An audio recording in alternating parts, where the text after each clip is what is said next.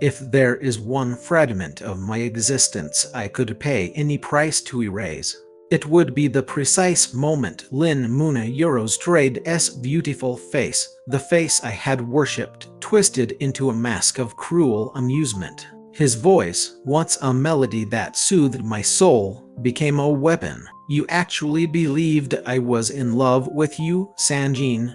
he Eurostrade asked, a sharp, barking laugh escaping his lips. My god, it was nothing more than a game, a dare. You Omegas are all the same, so pathetically easy. Even now, those words are like acid, dissolving the fragile pieces of my memory, leaving only the searing pain. I can still conjure the image of his lips, the ones that had whispered promises in the dark, now curled in absolute mockery. And his friends, they were all there. A silent, judging jury in the pulsing lights of the club, their eyes feasting on my utter devastation. In that single instant, he stripped me of my dignity, shattered my heart, and left me pregnant and utterly alone. I wish I could narrate a tale of strength, of an Omega who held his head high and walked away from the wreckage. But that would be a lie. The truth is I disintegrated, and every night since that moment has been a slow, agonizing process of falling apart, piece by silent piece, until all that remained was this exhausted, aching vessel and the tiny, innocent life stirring within it. The confirmation of my pregnancy came 2 weeks after Lin Moon vanished from my life. Initially, I dismissed the symptoms as the physical manifestation of a broken heart. The sleepless nights that bled into gray mornings, the complete absence of appetite, the relentless waves of nausea euros, I attributed it all to stress. But then came the Dr. Eurostrade's appointment, the sterile white room, and the physician with those impossibly heavy eyes, the kind they reserve for moments when they are about to irrevocably alter the course of your life. "Eater Eurostrade's a miracle, Song Jin," he had said, his voice a low, serious rumble. "Given your specific condition, conception should have been impossible. This child or euros, this is the only one you will ever have." A laugh tore itself from my throat right there in his quiet office, a sound so broken and hollow it shocked even me. A miracle, it felt like a beautifully wrapped curse. My first instinct was to erase it, to abort this unwanted echo of a man who had treated my heart like a plaything.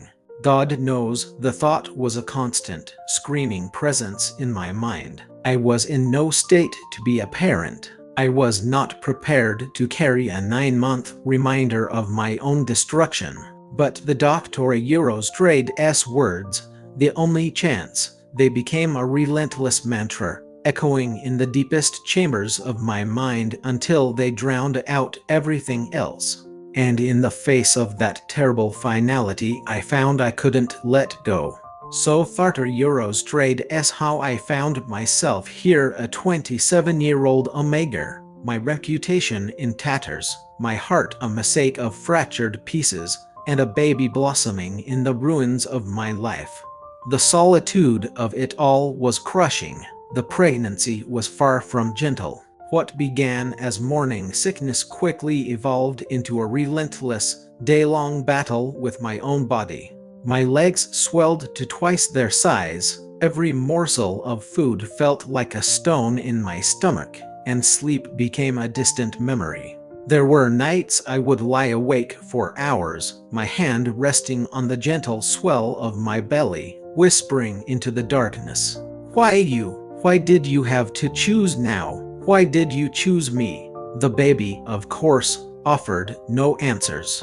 It only kicked, a tiny, insistent flutter. It only existed, a constant, silent testament to the fact that I was, against all odds, still alive.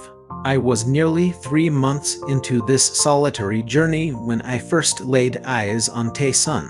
The heavens had opened up over Seoul that day, turning the city into a watercolor painting of blurred neon and shimmering asphalt. I was navigating a crosswalk, my cheap umbrella a flimsy shield against the downpour, trying desperately to suppress a gag as the greasy smell of street food assaulted my senses.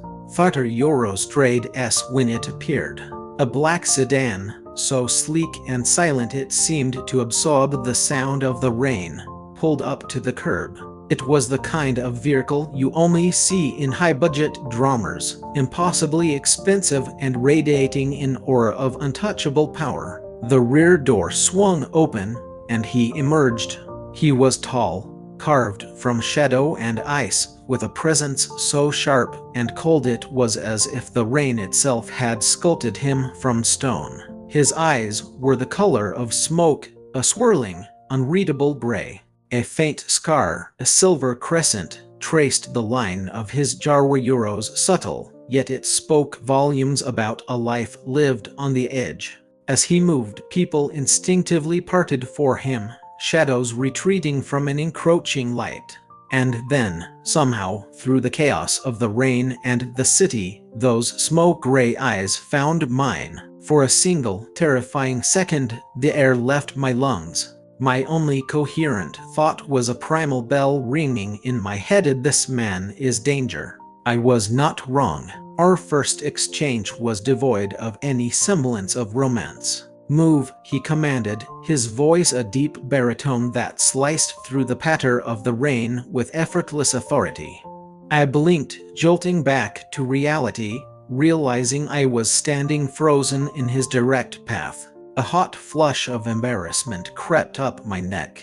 I offered a slight, clumsy bow and shuffled out of his way. He swept past me, leaving a ghost of a scent in his wackier euros, expensive leather and something darker, like smoldering embers. That should have been the end of it, a fleeting encounter with just another imposing stranger in a city of millions.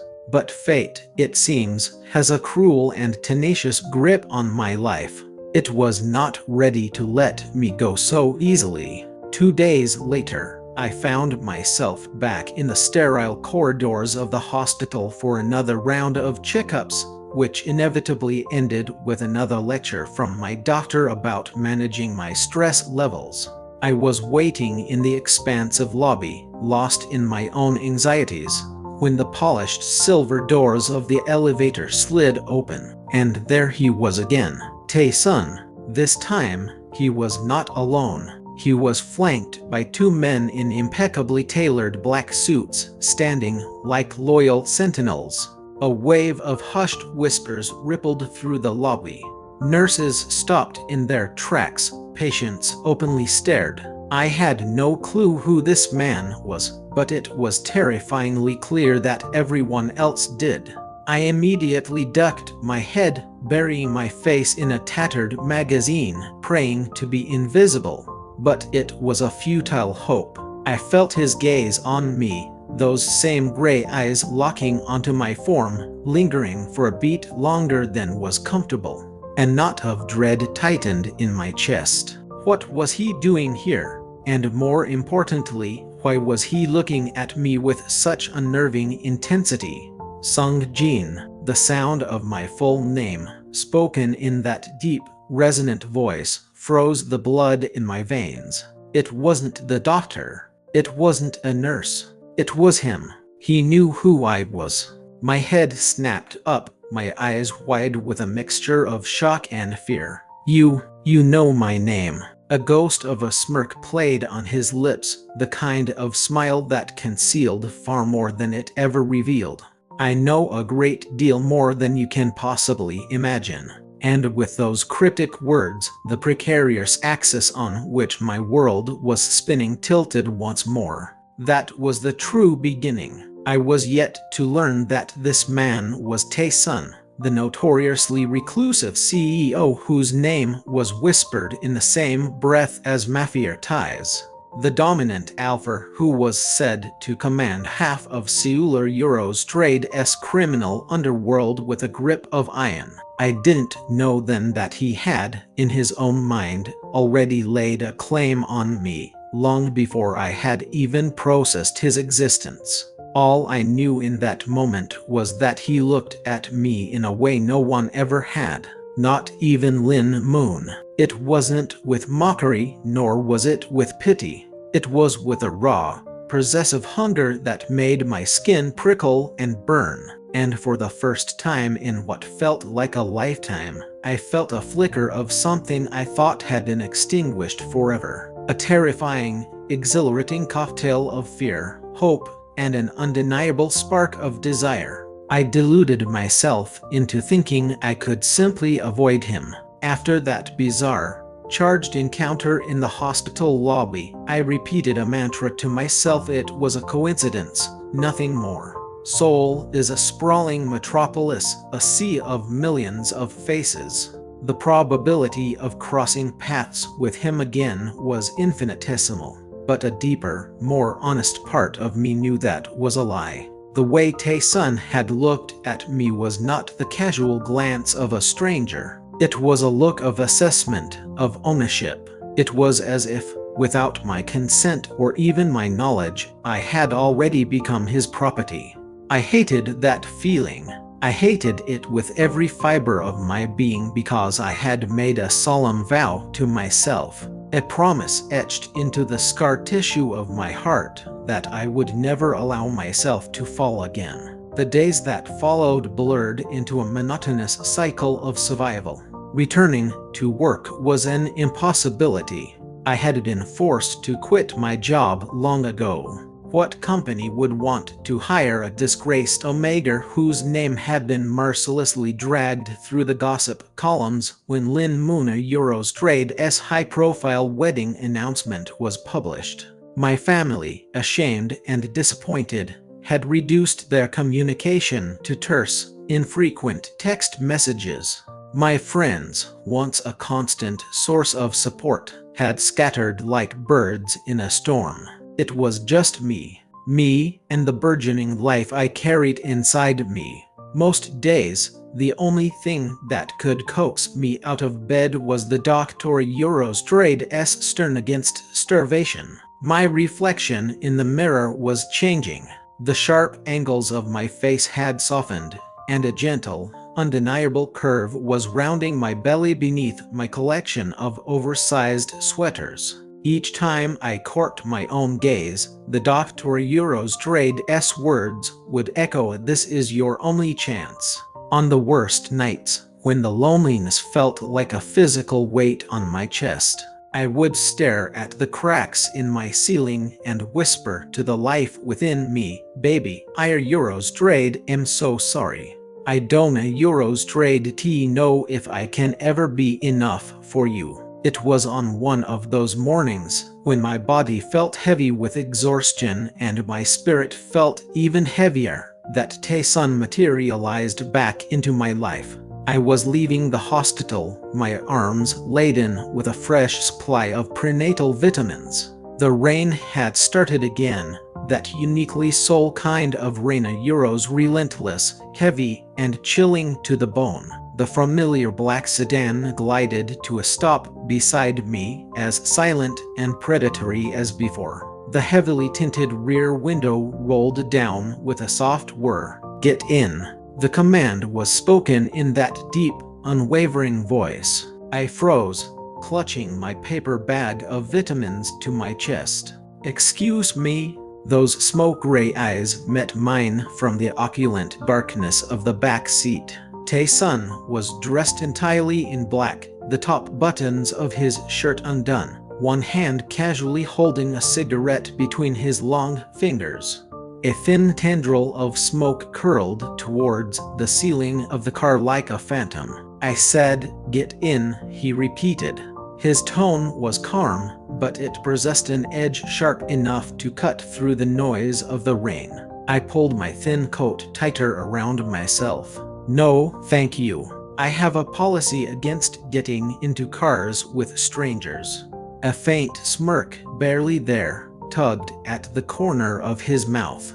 A stranger, but I already know you, Song Jin. My throat went dry. The way he pronounced my name, Euros, slow, deliberate, heavier Euros, was as if he had tasted it on his tongue before. I don't know you, I retorted, injecting a firmness into my voice that I didn't feel. He leaned forward slightly, just enough for the dim light to catch the shadow of the scar along his jaw.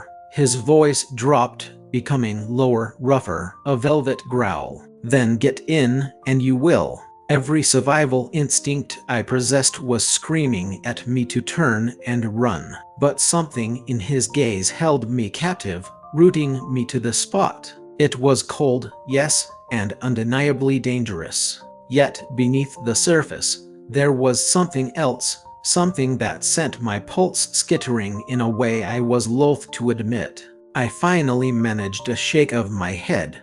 I can't. I have to be somewhere. Lies, he said, the word slipping out smooth as silk. You're no longer employed. You have no one to meet. And even if you did, they would have abandoned you by now, just like all the others. My heart ceased to beat for a moment. How do you know that? The driver's side door swung open. One of his suited men stepped out, offering a slight, deferential bow. Boss, Tae-sona Euros Trade's eyes never left mine. You can enter this car willingly, Song Jin, or I can have him escort you. I swallowed the lump in my throat. This is kidnapping. It's concern, he corrected, his voice a soft murmur as he took a long drag from his cigarette. Smoke escaped his lips in a slow, deliberate plume. And I don't kidnap what is already mine. The air in my lungs felt thick and heavy. I don't belong to anyone. For a long moment, the silence between us stretched, thick with the smell of rain and tobacco. Then, his smirk vanished, replaced by an expression that was infinitely darker, more resolute. You will.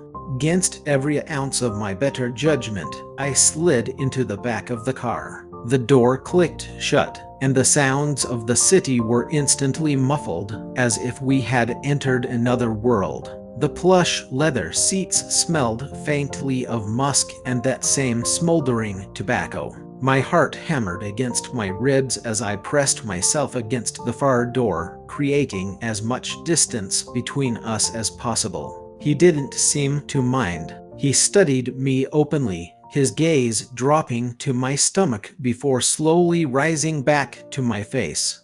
So it is true, he murmured, more to himself than to me. My hand flew to my belly, a purely instinctual gesture of protection.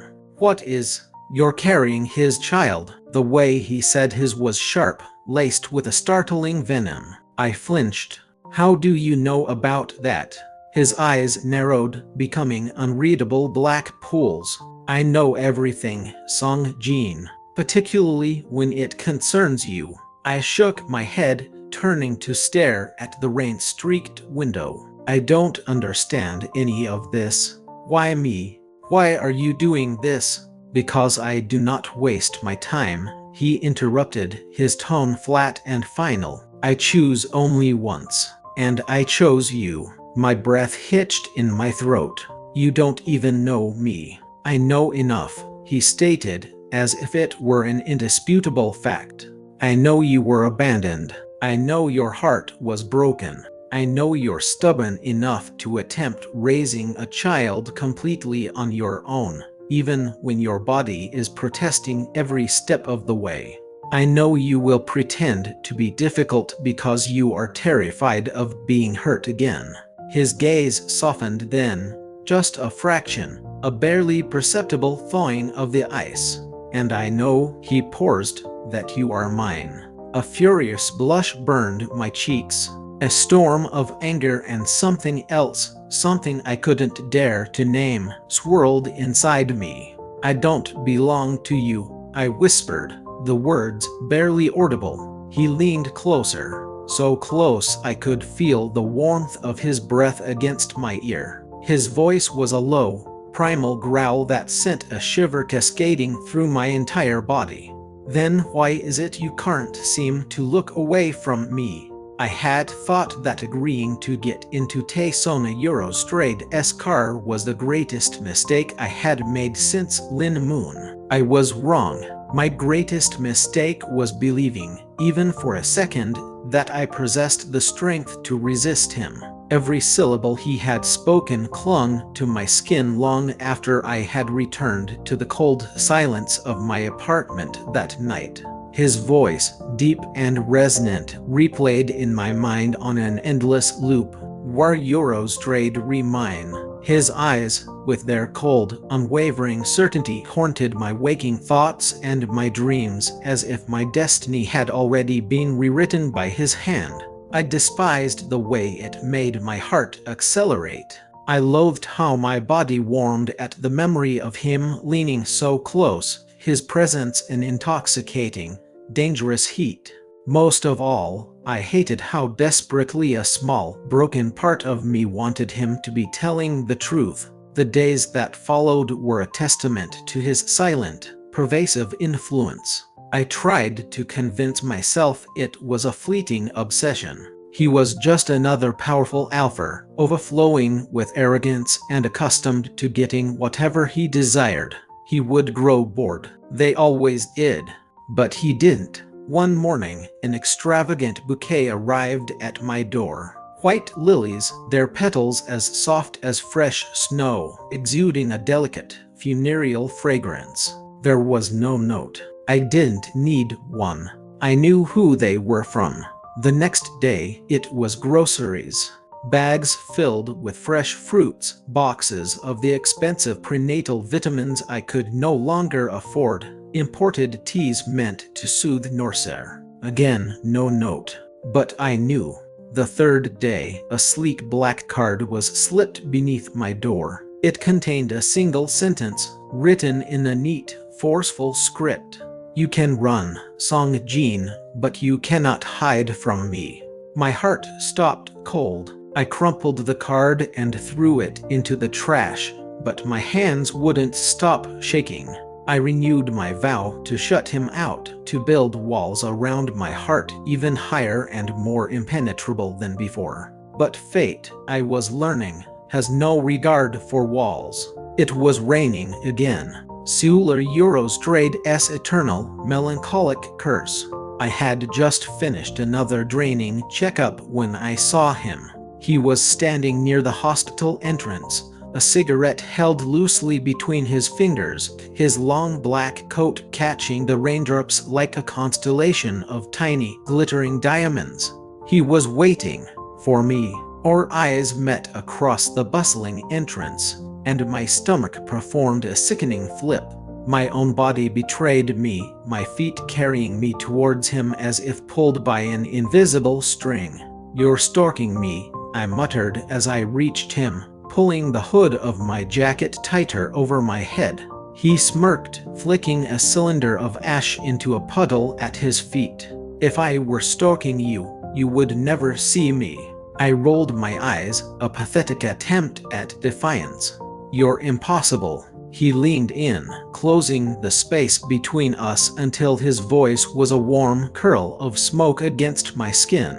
"And yet, here you are, standing right in front of me." That was the moment it happened. The first kiss. 1 second, I was glaring up at him, my hand raised, ready to push him away. The next, his hand snaked out, catching my wrist in a surprisingly gentle grip, and he pulled me into the hard wall of his chest. His lips crashed down on mine. It wasn't tender. It wasn't gentle. It was raw, demanding, and filled with a kind of desperate hunger that made my knees instantly weak. My body went rigid with shock, but my my treacherous heart leaped in my chest. For a single, stolen moment, I kissed him back. It was just enough to taste the danger, the heat, the unspoken promises hidden in the pressure of his mouth. Then, reality, cold and sharp, slammed back into me. I tore myself away, gasping for air. Don't, I breathed, my hand flying to my lips, which were trembling uncontrollably. Don't ever do that again. His gray eyes burned into mine, intense and knowing. You didn't hate it. Euros, my voice cracked. I don't Euros, I can't. You can, he interrupted, his voice dropping to a soft, persuasive murmur. You simply don't want to admit it to yourself. I ran. It was a cowardly retreat, I know, but it was the only defense I had left. If I had stayed there for one more second, I knew I would have melted into him completely. And I couldn't allow that. Not after Lin Moon. Not after everything. I couldn't. But life, with its cruel and impeccable sense of timing, had another shock in store for me. Because the very next day, as I opened the door to my apartment, he was there. Not Tae-sun. Not the dangerous, possessive alpha I couldn't stop thinking about. It was Lin Moon. For a disoriented moment, I was convinced I was hallucinating. He stood there, tall and impeccably composed, dressed in a tailored gray suit that fit his frame like a second skin. His hair was perfectly styled, and his lips were curved into that devastating smile I had once believed was reserved only for me. Jean, he said, his voice a soft caress, as if my name still belonged in his mouth. My knees almost gave out. A tidal wave of rage, pain, and a shameful, lingering longing crashed over me all at once. What the hell are you doing here? I hissed, my voice trembling. His eyes, once so cold, now held a look of profound softness. I came to see you. A bitter, humorless laugh escaped my lips. To see me? Now, after what you did, after you publicly humiliated me, abandoned me, married someone else, and now you have the audacity to just show up at my door as if nothing ever happened. He visibly winced, but he took a step closer. I made mistakes, Sanjin. Terrible, unforgivable mistakes. I was stupid. I was reckless. I thought that dare meant nothing, but I never realized what losing you would truly feel like until it was far too late. Too late, I spat the words at him. You're a married man. Divorced, he whispered, his eyes pleading. Jory and Euros, it's over. A painful constriction seized my chest. My world, which had just started to find a new, albeit terrifying, equilibrium, tilted violently once again. What are you saying? He reached for my hand. I'm saying I want you back. I've changed, Jean. I want us back. Before I could even begin to form a response, a long shadow fell over both of us. A sudden, palpable chill swept through the narrow hallway. I didn't need to turn around to know who it was. Tae-sun. His voice was pure ice. Get your filthy hands off of him. Lin Moon stiffened, his hand still hovering in the air near mine. His confident, apologetic smile faltered as he looked over my shoulder. Tae-sun, he said, his voice slow and cautious. I didn't know you were Euros. You don't need to know anything. Tae-sun cut in, taking a purposeful step closer. His gray eyes were burning with a cold fury I had never witnessed before. Because he is mine. My breath caught in my throat. The two alphas, one the ghost of my past, the other the man who had violently forced his way into my present, stood inches apart, their gazes locked in a silent, predatory battle. My heart raced, a frantic drum against my ribs. Lin Moon Euros Trade's voice dropped, his tone steady but sharp. You think you can just claim him. You don't know him. You have no idea what we had. Tae-sun's lips curved into a smile that was all sharp edges and danger. I don't need to concern myself with what you had. I only care about what you lost, and what you will never, ever get back. In a swift, fluid motion, His arm snaked around my waist, pulling me back against his hard body with an undeniable possessiveness. My stomach lurched, and the sound of my own pulse roared in my ears. Lin Munaura's jaw tightened, his hands clenching into fists at his sides. "Jean," he said, his eyes locking onto mine, pleading with me. "Tell me, do you want this man, or do you want me?" My entire world came to a screeching halt. Two alphas, two possible futures, two impossible choices. My lips parted, but no sound emerged. My chest heaved as I struggled for breath, and in that terrifying, suspended moment, I realized with chilling clarity that fate was far from finished tormenting me. I forgot how to breathe. Lin Munaura's hand remained half extended towards me, the tips of his fingers trembling almost imperceptibly, while Taesonaura's arm was a band of steel locked around my waist. I was the prize, the rope in their silent, brutal tug-of-war. My lips moved, but the words were trapped in my throat. The hammering of my heart was so violent, so frantic. I was certain the child nestled inside me could feel its frantic rhythm. Lin Munaura's eyes softened further, a desperate, pleading look in their depths. "Sanjin, please look at me. You know me. You know what we were to each other. Donaura's let this man poison what we had." Taesonaura's voice was pure venom, each word a carefully aimed dart. His gray eyes glinted like the edge of a blade. "There is no a circumflex Euro's trade. You humiliated him. You abandoned him. You went and married another woman while he was left to carry your child alone." Lin Moon flinched, a flicker of genuine shame crossing his features. But then his expression hardened, his pride reasserting itself. "And you believe you are Euro's any better? You? What are you, Tae-sun? A glorified criminal masquerading in a tailored suit. A wolf circling what you perceive to be wounded prey. You don't Euro's love him. You just want to own him." Taesonaura's dangerous smirk returned, and yet he kissed me back. My entire body jolted as if struck by lightning.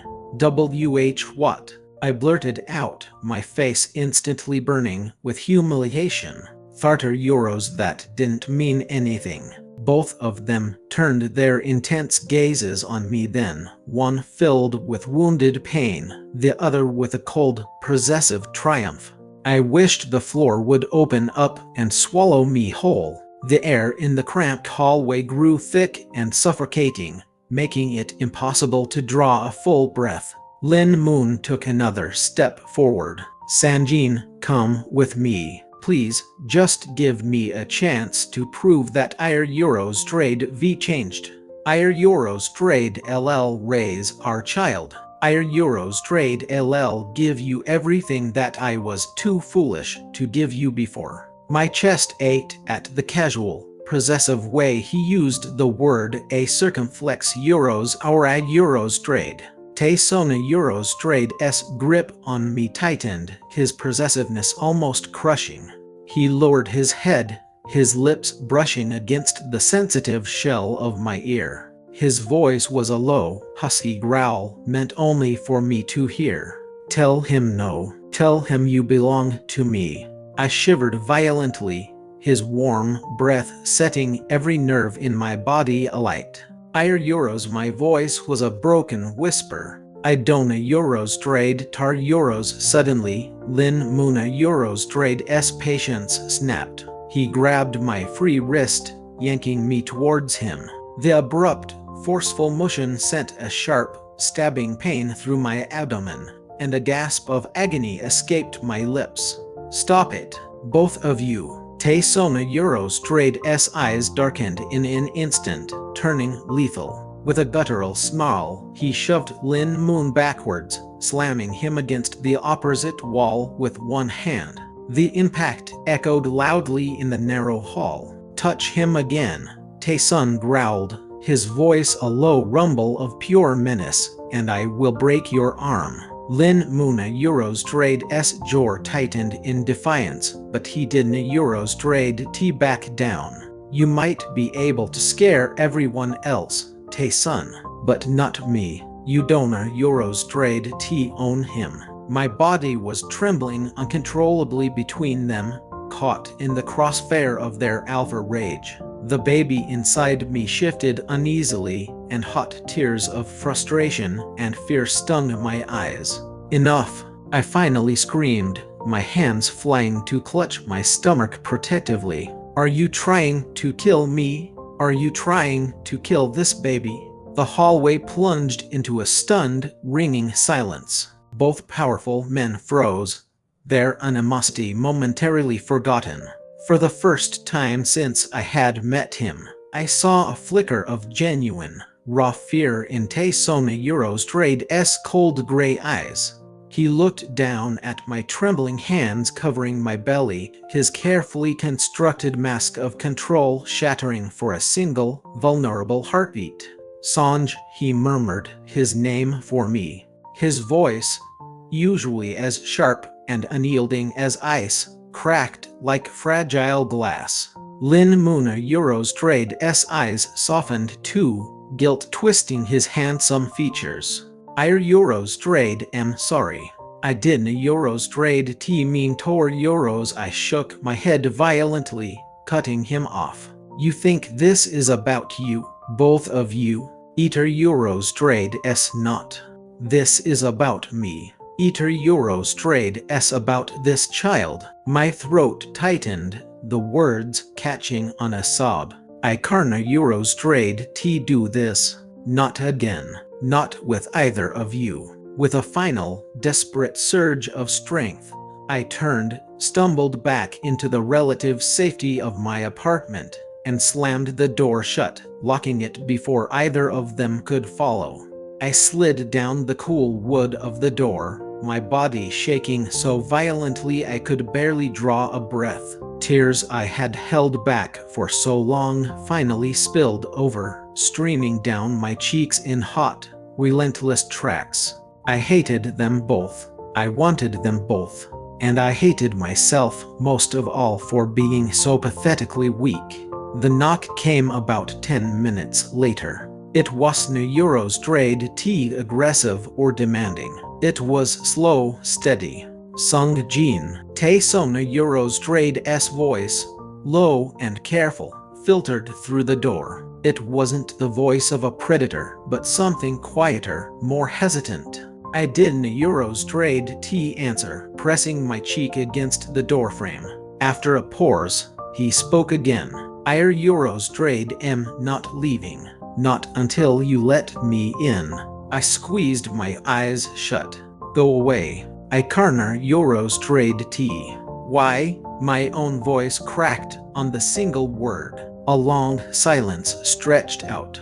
Then, so quietly I almost didn't Eurostrade hear it, he murmured, "Because I cannot sleep knowing that you are Eurostrade in there, crying, and that you are Eurostrade alone." A painful, exquisite twist tightened in my heart. Against every rational thought, against all my self-preservation instincts, I reached up and unlocked the door. He stood there, rain still clinging to the tips of his dark hair. His expansive coat was soaked through, but his eyes, those sharp, merciless eyes, were soft now. They looked almost fragile. I hated how much I wanted to believe the sincerity I saw in them. "Why are you doing this?" I whispered, my voice raw. "Because you are mine." I shook my head, fresh tears spilling down my face. "I am not an object you can own." "I know." His voice deepened, becoming rough with an emotion I couldn't identify. "You are not a thing. You are everything." He took a step closer, crossing the threshold into my apartment until I could feel the heat radiating from his body. "And I am not asking you to be mine." His hand came up to cup my cheek, his touch surprisingly gentle, his fingers trembling slightly. He lowered his forehead until it rested against mine, closing his eyes for a moment. "Are euros trade am asking to be yours." My chest constricted, making it hard to breathe. My lips trembled. "Dona euros trade tar euros dona euros trade t," say things like that. "Not when ire euros." My words were swallowed as his lips pressed against mine once more. This time, it wasn't a storm. It was a slow, deliberate fire, burning its way through my defenses, consuming me from the inside out. My hands, of their own volition, curled into the fabric of his damp coat, pulling him closer. His mouth moved against mine with a desperate, patient hunger that left me breathless. My knees finally gave out, but his other arm wrapped around me, holding me steady, strong, and secure. For the first time in months, I didn't euros trade t feel broken. I felt wanted. I felt alive. When we finally broke apart, my lips were swollen and my chest was heaving. He whispered against my mouth, his own breath unsteady, "I will wait, however long it takes. But do not for a single second think that I will ever let him have you again." I couldn't euros trade t stop shaking after that kiss. Long after Tae-sun had left my apartment that night, my lips still tingled with a brand of his claim. My chest rose and fell in ragged breaths, as if he had stolen all the air from my lungs and left only fire in its place. I hated him, and I wanted him. The contradiction was tearing me apart. I hated myself for wanting him, because I had made a promise. After Lin Moon, after the public humiliation, after the soul-crushing betrayal, I had sworn on the ashes of my old life that I would never, ever let another alpha break me. But every time Tae-sun looked at me with those merciless, smoke-gray eyes, I felt myself coming undone, thread by fragile thread. The days that followed were thick with an unspoken tension. I told myself I would go back to ignoring him. I would block his number. I would refuse his gifts. I would avoid the places where his shadow might fall. But he always found a way back to me. Sometimes it was a delivery of groceries, left silently at my door with no name attached. Sometimes it was the familiar black car, idling patiently outside the hospital on a day when my body ached too much to even consider the walk home. And sometimes it was simply him leaning against a wall across the street, a cigarette glowing between his lips.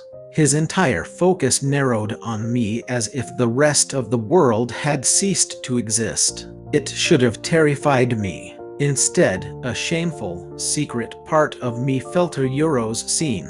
It felt alive. That night, everything came to a breaking point. I was jolted from a restless sleep by the sound of knocking on my door, euros soft yet urgent. My body was a tapestry of pregnancy aches and my heart was still a fragile, bruised thing. I opened the door without thinking, my mind clouded with sleep. And there he was, Tae-sun. His shirt was unbuttoned at the collar. His dark hair was mussed as if he euros trade been running his hands through it for hours. His eyes burned with a wild, untamed light. I told myself I would wait, he said, his voice low and hoarse. But I can't euros trade tea. Not tonight. Before I could summon a single word of protest, his mouth was on mine, crashing down with a desperate force that swallowed me whole. The kiss was a vortex, pulling me under. His lips devoured mine, hot and demanding. His hands gripped my waist, holding me in place as if he feared I might dematerialize. I should have pushed him away. I should have screamed, told him to leave, told him I wasn't ready for this. But instead, my body, that ultimate traitor, gave in. My hands tangled in his thick hair, pulling him impossibly closer, driven by a desperation that matched his own. His tongue slid against mine, deepening the kiss until my knees buckled. He caught me without effort, lifting me into his arms and carrying me inside without ever breaking contact.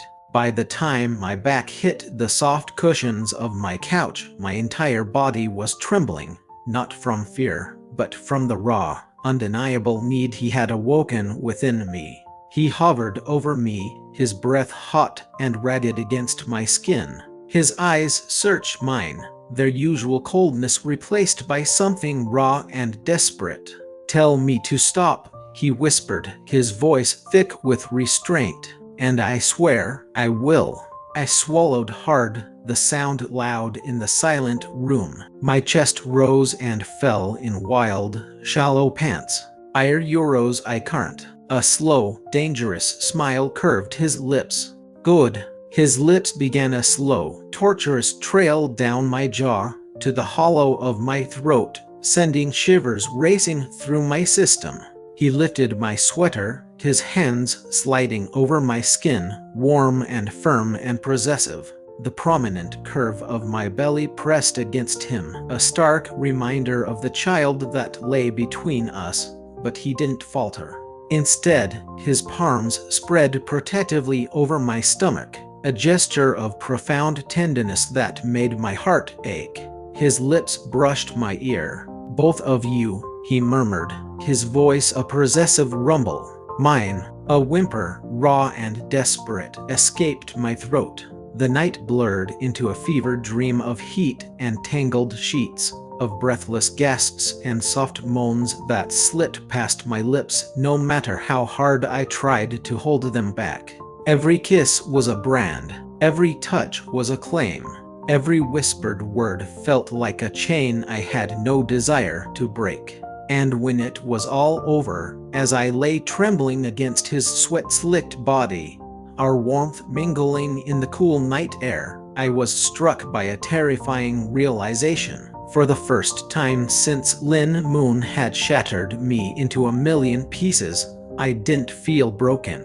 I felt whole. But fate, it seems, never allows happiness to linger for long. The next morning, as the first pale fingers of sunlight broke through my curtains, my phone buzzed on the nightstand. It was a message from an unknown number. I hesitated for a moment before opening it. The words on the screen made my blood run cold. "Do you really think Tae-sun will stay? He Euros trade s using you, Sanjin. Just like I did. But Euros trade am the only one who can love you the right way. Come back to me before he destroys what Euros trade s left of you." It was from Lin Moon. The winter arrived with a brutal, biting wind that swept through the streets of Seoul like 1,000 invisible knives. My belly had grown much rounder, heavier, a constant, tangible presence full of life. Every time I pressed my hand against it, I could feel the steady, rhythmic thump of my baby Euros trade's heartbeat. A profound and reassuring echo that reminded me that I was no longer truly alone, even when the ghosts of my past came calling. The days with Tae-sun had settled into a new, unfamiliar rhythm. He was still, to the rest of the world, a mafia boss, the kind of alpha whose mere presence commanded fear and silence. But with me, he was something else entirely. He was patience personified. He was steady hands when my own trembled with anxiety. He was a cup of warm tea when the Norseer returned with a vengeance. He was a comfortable silence that soothed rather than suffocated. Still, a part of my heart remained guarded, not yet ready to fully surrender. One night, I woke up with a sharp gasp, my hands instinctively clutching my stomach. A searing pain tore through me, so intense it ripped a cry from my throat. In an instant, Tae-sun was at my side, moving from sleep to full alert with no hesitation. "Sanjin, breathe. Look at me, baby. Just breathe." His hands were strong, but impossibly gentle, holding me together when I felt like I might fracture into pieces. "It hurts, Tae-sun. It hurts so much," I cried, my fingers digging into his arms. "Ir euros trade V got you. Ir euros trade M right here. We euros trade re going to the hospital." And he did. He carried me in his arms as if I weighed nothing at all, barking orders at his men to have the car ready. Within minutes, we were speeding through the deserted streets, arriving at the emergency room in record time. The doctor who examined me had a grave expression on her face as she scanned the ultrasound monitor. Tae-sun gripped my hand, his knuckles white. "Eater euros trade S too early," she said, her voice soft but firm. "But the baby is a fighter. He euros trade S holding on. You need absolute, complete rest, Song-jin. No stress, no exertion of any kind. If you push yourself even a little, you could lose him." My breath hitched in a ragged sob. Tae-sona euros trade S grip on my hand never wavered. "Ir euros trade LL make sure he rests," he told the doctor, his voice an iron promise. "No one will stress him, not even me." For the weeks that followed, he was a man of his word. He canceled international business trips, he skipped high-stakes mafia meetings, he ignored deals reportedly worth billions. He did all of this just to sit by my bedside while I ate, to watch over me while I slept, to be a silent, solid presence when the memories of Lin Moon clawed their way back into my mind and I had to fight not to cry. But fate, as always, was cruel. One snowy afternoon, as I was leaving the hospital after yet another checkup, a figure was waiting by the entrance. Lin Moon. He looked different. His once proud, arrogant posture seemed diminished, smaller. His eyes, once so cold and dismissive, were now filled with a desperate, haunted look. "Sonj," he whispered, taking a hesitant step towards me. I froze, my heart beginning to pound a painful, frantic rhythm against my ribs. Tae-sun moved instantly, his arm wrapping around me, pulling me securely against his side in a gesture that was both protective and possessive. "What the hell are you doing here?" Tae-sun snarled, his voice sharp enough to slice through the cold winter air. "I came for him," Lin Moon replied, his gaze fixed solely on me. "Sanjin, I was wrong. I made the biggest mistake of my entire life.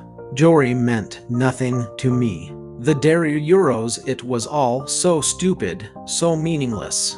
You are euros trade re the only one I ever truly are euros." "Shut the hell up," Tae-sun growled, starting to step forward. But I stopped him, placing a trembling hand on his chest. "Lin Moon," I said, my own voice cracking under the weight of my emotions.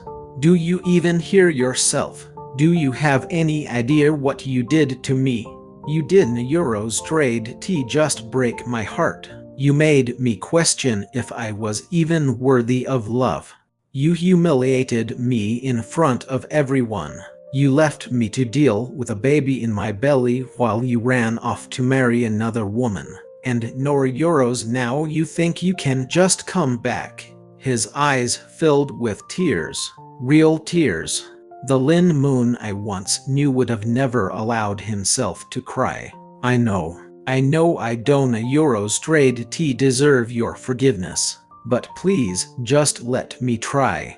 Let me raise our baby with you. Let me try to make things right. The silence that fell between the three of us was heavy with the falling snow. I could feel Tae-sona euros trade's hand tightening on my shoulder, his entire body vibrating with a barely contained fury. But he didn't euros trade T speak. He was letting me choose. And in that moment, I had a sudden, profound realization. Lin Moon was begging for my forgiveness, but it wasn't born from love. It was born from guilt. He was a man drowning in his own mistakes, reaching for me as a life raft. Tae-sun, on the other hand, never begged. He never made grand, sweeping promises he couldn't keep. He didn't Euros trade T need me to save him. He just Euros stayed. Even when I pushed him away, even when I told him I couldn't Euros trade T love him yet, he simply stayed. I finally turned my full attention to Lin Moon, my own tears sliding down my cold cheeks. No, I whispered, the word a final, definitive seal on our past. You don't Euros trade T get to come back. Not now, not ever. He broke down completely right there, sobbing in the middle of the snow-covered sidewalk. But I didn't Euros trade T look back.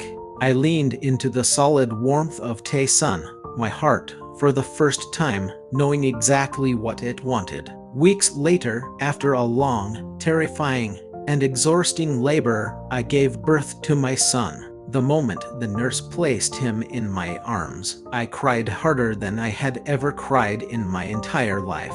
He was so small, so fragile, so absolutely perfect. He was the miracle I never believed I deserved. Tae-sun was there through it all, kissing my sweat-drenched forehead, his own hands trembling as he reached out to touch our baby for the very first time. He Euros trade ours, he whispered, his voice thick with an emotion I had never heard from him before. He looked from the baby to me, his gray eyes shining. He Euros trade yours, Song Jin. But if you are Euros trade LL, let me Euros trade LL be his father. Forever. I looked up at the fierce, dangerous man who had taught my broken heart how to feel again. And for the first time in years, I smiled a true, unhesitating smile. Forever, I whispered back. And when he leaned down to kiss me a kiss that was slow, deep, and full of unspoken promises I knew this wasn't a fairy tale. This was real. This was love. The kind that fought. The kind that stayed. The kind that never, ever let go. So, what do you think? Do you believe Lin Moon ever truly changed? Or was he just a desperate man trying to fix his own mistakes? Let me know your thoughts down in the comments. And if you loved this journey from heartbreak to healing, please don't Euros trade T forget to hit that like button and subscribe to the channel for more stories like this one. We Euros trade LL, see you in the next video.